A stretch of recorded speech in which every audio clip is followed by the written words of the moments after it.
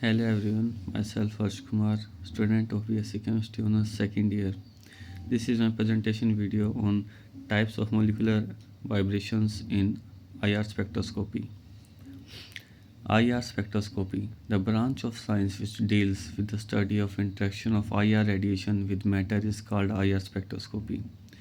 IR spectroscopy science की वो branch है जिसमें हम एक मैटर की इंटरेक्शंस के बारे में पढ़ते हैं विद IR रेडिएशंस और उनको ऑब्जर्व करते हैं.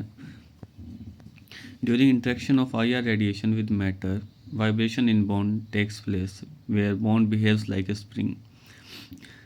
जब IR रेडिएशन मैटर के साथ इंटरेक्ट करती हैं तो बॉन्ड्स के अंदर वाइब्रेशन पैदा करती हैं जहाँ पे बॉन्ड्स स्प्रिंग की तरह बिहेव करते हैं. Further, different bonds respond by vibrating very slower, medium, or faster. This response can be detected by an instrument, spectrometer, and converted into a visual representation called IR spectrum. जब IR reason की जो radiations होती हैं वो matter के साथ interact करती हैं तो उसके कारण जो बॉन्ड होते हैं उनमें वेरियस टाइप्स की वाइब्रेशंस पैदा होती हैं जो स्लोअर भी हो सकती हैं, मीडियम भी हो सकती हैं और फास्टर भी हो सकती हैं. इन सब को हम एक इंस्ट्रूमेंट की हेल्प से रिकॉर्ड कर सकते हैं जिसका नाम है स्पेक्ट्रोमीटर और हमें उससे एक IR स्पेक्ट्रम का ग्राफ मिल जाता है. Types of molecular vibration. IR causes stronger molecular vibrations including stretching and bending in covalent bonds. Specific bond response to specific frequency of IR radiation, covalent bonds can vibrate in several modes. जब IR radiation किसी भी molecule पे गिरती हैं तो वो बहुत strong vibrations उसके अंदर पैदा करती हैं जिनका एग्जांपल है स्ट्रेचिंग और बेंडिंग. ये कोवलेंट मॉलिक्यूल्स में देखा जाता है. अलग अलग बॉन्ड्स अलग अलग फ्रिक्वेंसीज़ के ऊपर हमें वाइब्रेशंस देते हैं जिन्हें हम आगे पढ़ने जा रहे हैं. जो कोवलेंट बॉन्ड्स होते हैं उनके अंदर अलग अलग प्रकार की वाइब्रेशंस पाई जाती हैं जैसे कि पहला stretching vibration. The vibration in which the distance in between two atoms increase or decrease, but atoms will remain on the same bond axis in the stretching vibration. Stretching vibrations. ये ऐसी vibrations होती हैं जिसमें दो atoms के बीच का distance जो होता है वो इंक्रीज होता है या डिक्रीज होता है, सेम नहीं रहता है, बट एटम्स जो होते हैं वो सेम बॉन्ड एक्सिस के ऊपर प्रेजेंट रहते हैं. ऐसी वाइब्रेशंस को स्ट्रेचिंग वाइब्रेशंस कहते हैं. Please note, stretching vibrations are the most useful vibrations in the IR spectrum. Types of stretching vibrations. Stretching vibrations के क्या क्या प्रकार हैं? First है symmetrical stretching. Stretching vibrations in which both atoms move in or out with respect to central atom is called symmetrical stretching.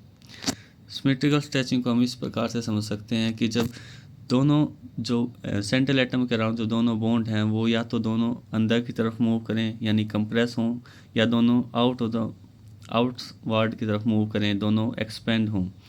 इसको symmetrical stretching कहते हैं. Asymmetrical stretching. The stretching vibration in which one atom moves in and other moves out with respect to central atom is called asymmetrical stretching. Asymmetrical stretching में क्या होता है कि एक central atom के अराउंड एक बॉन्ड कंप्रेस हो रहा होता है और उसी time at the same moment और साइमल्टेनियसली दूसरा बॉन्ड एक्सपेंड हो रहा होता है. तो इस तरह की स्ट्रेचिंग को हम एसिमेट्रिकल स्ट्रेचिंग कहते हैं. Asymmetrical stretching requires more energy than symmetrical stretching. जैसे कि हम जानते हैं कि एसिमेट्रिकल स्ट्रेचिंग जो होती है वो ज़्यादा एनर्जी रिक्वायर करती है इसकी वजह है कि सिमेट्रिकल स्ट्रेचिंग के. So a band of asymmetrical stretching appears at higher value of frequency or wave number. यहाँ पे एक एग्जांपल दिखाया गया है स्ट्रेचिंग वाइब्रेशन और ए स्ट्रेचिंग वाइब्रेशंस का, जिसमें आप देख सकते हैं कि दोनों बॉन्ड स्ट्रेचिंग वाइब्रेशंस में या तो एक्सपेंड कर रहे हैं या फिर कंप्रेस हो रहे हैं, जबकि एसिमेट्रिकल स्ट्रेचिंग में एक बॉन्ड कंप्रेस हो रहा है, एक एक्सपेंड हो रहा है. Second, bending vibrations. The vibrations in which the distance in between two atoms remains same but the position of atom changes with respect to original bond axis is called bending vibrations. Bending vibrations वो vibrations होती हैं जिनमें distance जो होता है दो atoms के बीच में वो सेम रहता है बट उनकी पोजीशन चेंज हो जाती है. जो पहले जो उनकी पोजीशन थी ओरिजिनल बॉन्ड एक्सिस के अलोंग वो चेंज हो जाती है। ऐसी वाइब्रेशंस को बेंडिंग वाइब्रेशंस कहते हैं। Types of bending vibrations. First है in plane bending, the vibration in which the atoms remain in the plane of the system is called in plane bending. In plane bending में क्या होता है, जब atoms same plane में bend होते हैं, उनका जो प्लेन होता है वो चेंज नहीं होता, तो उसे इन प्लेन बेंडिंग कहते हैं। Types of in plane bending. First है scissoring, the vibration in which the two atoms approach और move towards each other in the same plane of system. जब एक सेम प्लेन में ही दो एटम्स सेंट्रल एटम के अलोंग एक दूसरे की तरफ मूव करते हैं साइमल्टेनियसली, तो इस टाइप की वाइब्रेशन को सीजरिंग कहते हैं। Second is rocking, the vibration in which the two atoms move to the same side in the same plane of the system. जब एक सेंट्रल एटम के अराउंड दो एटम्स दो उसके साथ अटैच हैं, वो दोनों सेम डायरेक्शन में मूव करते हैं साइमल्टेनियसली, तो इस टाइप की वाइब्रेशन को रॉकिंग कहते हैं। यहाँ पे रिप्रेजेंट किया गया है रॉकिंग और सीजरिंग को, आप यहाँ से समझ सकते हैं। Second is out of the plane bending, the vibration in which the atoms move out of the plane of the system is called out of plane bending. जब वाइब्रेशन में जो सेंट्रल एटम के अराउंड जो atoms attached हैं उसके साथ वो out of the plane चले जाते हैं सिस्टम से, तो उन्हें out of the plane bending कहा जाता है। Types of out of the plane bending. First is wagging, the vibration in which the two atoms simultaneously moves above और below the plane of system.